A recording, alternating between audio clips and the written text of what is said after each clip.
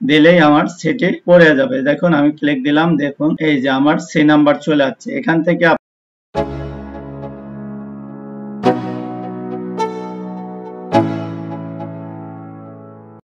বিসমিল্লাহির রহমানির রহিম। প্রিয় ভিউয়ার্স, আসসালামু আলাইকুম। আশা করি ভালো আছেন। আজকে আরেকটি নতুন ভিডিও নিয়ে আপনাদের মাঝে হাজির হলাম। আজকে দেখাবো আপনাদের নো কমার্শিয়াল ভ্যালু বা স্যাম্পল গুডস বা এফওবি ভ্যালু হলে আপনারা কিভাবে ডকুমেন্ট টাইপ করবেন। আমাকে কয়েকজন রিকোয়েস্ট করেছেন যে ভাই আমাদের স্যাম্পল গুডস আসে, তো আপনি যদি স্যাম্পল গুডস নিয়ে একটি ভিডিও তৈরি করেন তো আমাদের উপকার হতো। আমরা নতুন যেহেতু, তো আপনাদের জন্য আজকের এই ভিডিও। আমি আজকে দেখাবো আপনারা কিভাবে স্যাম্পল গুডস বা no commercial value document type করবেন। আমি একটি বিলোভেন্টে ওপেন করে নিয়েছি। এটি হচ্ছে নো কমার্শিয়াল ভ্যালু এবং IAM7। এটি হচ্ছে IAM7 এর নো কমার্শিয়াল ভ্যালু। তো আপনি ডকুমেন্ট টাইপ করা জানেন, তো এখানে সামান্য একটু ব্যতিক্রম আছে। আমি এখানে সাপ্লায়ারের কোড দিলাম, সাপ্লায়ারের নাম লিখলাম, ইম্পোর্টারের কোড দিলাম, এরপরে রোটেশন দেব। আমি রোটেশন দিচ্ছি, এরপরে আমি দেব কোয়ান্টিটি। আশা করি এগুলো পারবেন। কোয়ান্টিটি দিলাম, এরপরে এই 13 নম্বর কলামে 7 দেব, যেহেতু IAM7 এর, নইলে ডিএফ ব্যাট চলে আসবে। এরপরে আমার যেই জাহাজের নাম এসেছে এই জায়গায় রেখে আমি আমার বিএল নাম্বারটি দিয়ে দিলাম, এরপরে এন্টার দিলাম। দেখুন আমাদের জাহাজের নাম এবং ক্যারিয়ারের কোড চলে এসেছে। এরপর আমি সাপ্লায়ারের নামটি এখান থেকে কপি করে সাপ্লায়ারের ঘরে বসিয়ে দেব। আমি এখান থেকে কপি করে নিচ্ছি। আপনারা এখানে ব্লক করতে হবে না, রাইট বাটনে ক্লিক করবেন, করার পরে আপনি কপিতে করবেন, এরপরে এখানে আপনি পেস্ট করে দেবেন। পুরোটাই দিতে হবে না, আমি বাকিটা হাতে টাইপ করে দেব। আর যদি কপি করে নিয়ে আসি তাহলে সাপ্লায়ারের নাম ধাম অনেক কিছুই চলে আসবে। তো আমি শুধু লিমিটেড দিয়ে চায়না লিখে দেব, এরপরে ট্যাব দিলাম। এরপরে আমি ন্যাশনালিটি দেব, জাহাজের ন্যাশনালিটি। সাধারণত নো কমার্শিয়াল ভ্যালু বা স্যাম্পল গুডস এগুলো সাধারণত LCL এ বেশি আসে, কিন্তু গার্মেন্টস এর ক্ষেত্রে অনেক FCL ও আসে। তো এখানে আমি দেব BDC 301 BD। এরপরে FOB ভ্যালু হলো FOB দিবেন এবং CFR হলে CFR দিবেন।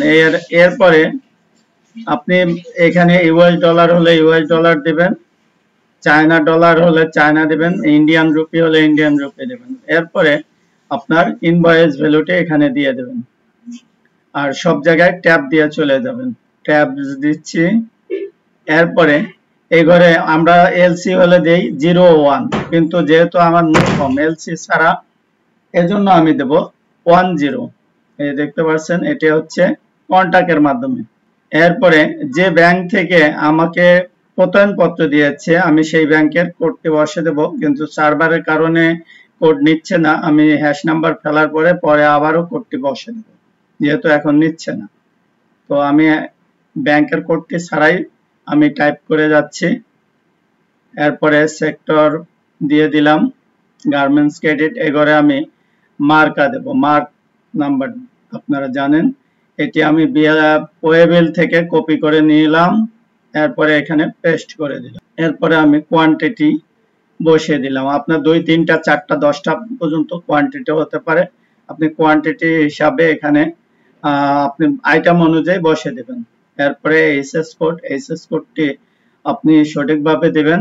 এরপরে প্রতিটা ঘরে আমরা ট্যাব দিয়ে চলে যাব। এরপরে আমরা কান্ট্রি অফ অরিজিন দেব, এরপরে গ্রোজওয়েট দেব। গ্রোজওয়েট আমি আইজাম থেকে নিয়ে নিচ্ছি। আমরা কোয়ান্টিটি এখান থেকে কপি করে, অর্থাৎ গ্রোজওয়েটটি কপি করে বসিয়ে দেব। এরপরে সিপিসি দেব, এরপরে নেট ওয়েট। আপনারা জানেন গার্মেন্টস হলে পাস বইয়ে যে গার্মেন্টস এর কোড দেওয়া হয়, এটা হচ্ছে আপনার 7200। এরপরে আমরা এখানে এই ডেসক্রিপশনটি বসিয়ে দেব, পণ্যের ডেসক্রিপশন। আপনি যখন স্যাম্পল গুডস এর ডেসক্রিপশন বসাবেন, আপনি আপনার ইনভয়েস থেকে দেখে বসাবেন। আর আমার এটা যেহেতু গার্মেন্টস, আমার এখানে প্রত্যয়নপত্র আছে, BGME আছে, সব জায়গাতেই আমার, এবং ইউডিআর সবগুলো মিলিয়ে আমার এখানে ডেসক্রিপশনটি বসাতে হবে। আমি ডেসক্রিপশনটি টাইপ করে এবং লাস্টে আমি এলবিএস বা কেজি উল্লেখ করব। আপনারা যদি পিসে থাকে তো পিসটিও উল্লেখ করবেন। এরপর ট্যাব দিয়ে চলে যাব আইটেম ভ্যালু। আপনাদের এখানে আমার যেহেতু এখানে একটি আইটেম, আপনাদের আইটেম বেশি হলে আমার ইনভয়েস ভ্যালু এবং আইটেম ভ্যালু এক হয়। আমি এখানে আপনাদের দেখাচ্ছি যে এই যে এখানে আমি সেলস কন্ট্যাক্ট দেইনি, দেখুন না দিলে কি বলে, আপনারা সেলস কন্ট্যাক্ট দেবেন, অথবা আপনার যদি কমার্শিয়াল ডকুমেন্ট হয় তাহলে আপনি আপনার এই আইআরসি নাম্বারটি এবং আইআরসি ডেট বসিয়ে দেবেন। আমি আপাতত দিচ্ছি না, না দিয়ে আমি টাইপ করতেছি,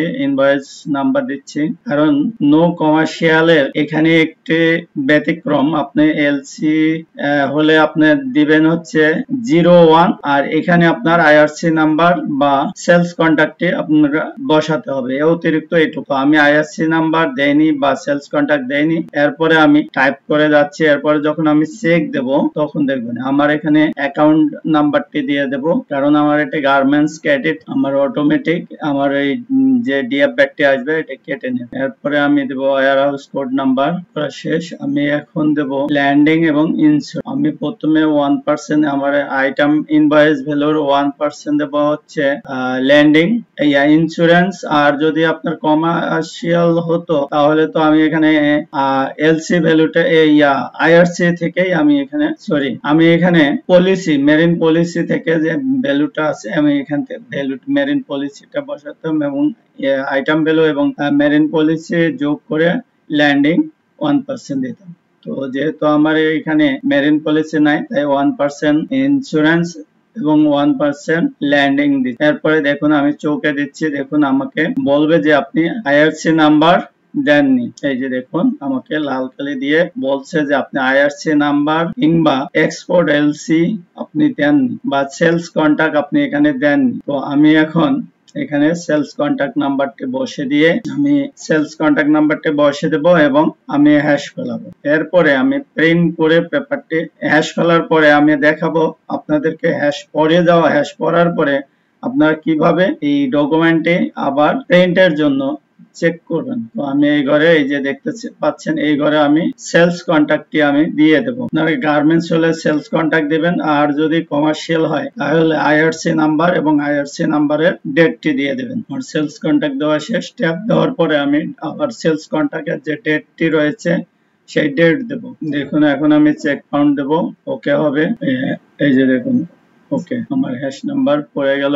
এখন আমি এই আবার প্রিন্ট করব। মনে করুন আমার হ্যাশ নাম্বারটি আমি ভুলে গেছি, এখন কি করব? আমি হ্যাশ নাম্বারটি ভুলে গেলে কি করব? আমি হ্যাশ নাম্বার এই ঘরে আমি অলে রাখ, আর যদি হ্যাশ নাম্বারটি আমি আমার জানা থাকে তো আমি এই ঘরে হ্যাশ নাম্বারটি বসিয়ে আমি এখন দেখাবো আমার হ্যাশ নাম্বারটি জানা নেই।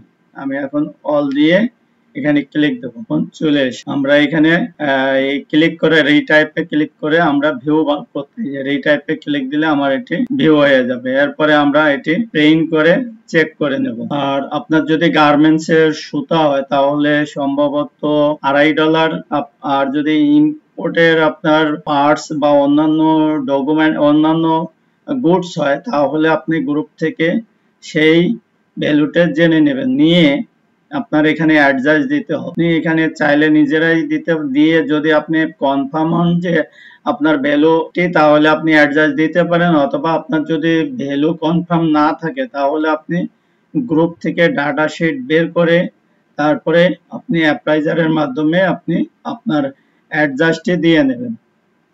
তো আমি যেহেতু জানি আমার গার্মেন্টস এর সুতা হলে $2.5 এবং অন্যান্য অ্যাক্সেসরিজ বা অন্যান্য কিছু হলে $3, তো আমি $2.5 দিয়ে লোড দিলাম। এরপরে আমি এটি স্টোর করব। এই আবারও স্টোর করলাম বা হ্যাশ এর জন্য ক্লিক করলাম, হ্যাশ আর পড়বে না আগেরটাই।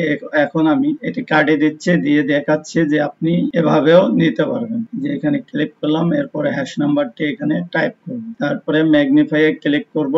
আমার এই দেখুন ডকুমেন্টটি ওপেন হয়ে গেল এবং রিটাইপে ক্লিক। এরপর আমি এখানে প্রিন্ট করার জন্য ক্লিক দিলাম, দেন আমি এখন প্রিন্ট নিয়ে নেব।